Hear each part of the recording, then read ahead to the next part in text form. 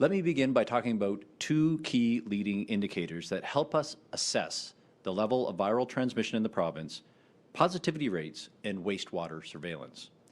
From March 22nd to 28th, our daily positivity rate of PCR tests ranged from 21.7% to 27.1%, with an average of 24.5%.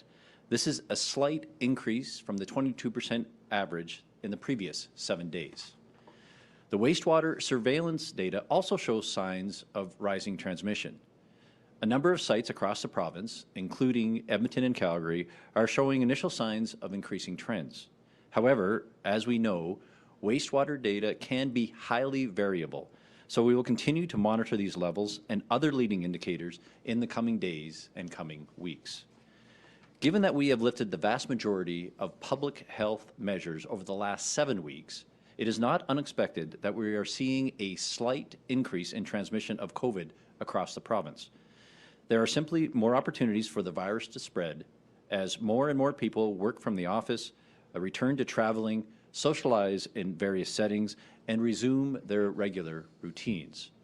This is especially true as BA.2 Omicron subvariant is a dominant strain in Alberta and is shown to be more transmissible than BA.1.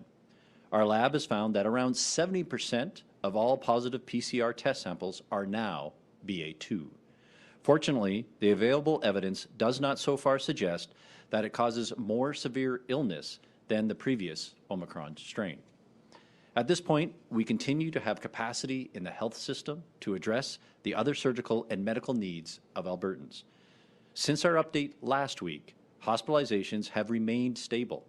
There are currently 964 people in hospital with COVID-19, including 47 in the ICU. Sadly, lives are still being lost to this disease. Over the last week, 30 deaths related to COVID-19 have been reported to Alberta Health.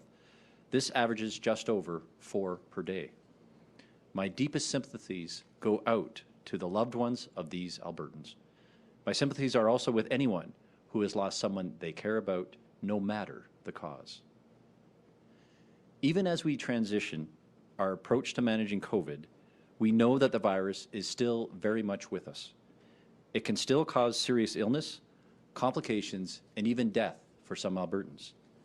That's why we continue to promote vaccination, encourage individuals to make decisions that best suit their unique situation and risk tolerance, and invest in treatments like Paxlovid. As you may recall, Paxlovid is the first COVID-19 treatment approved by Health Canada that can be taken orally at home.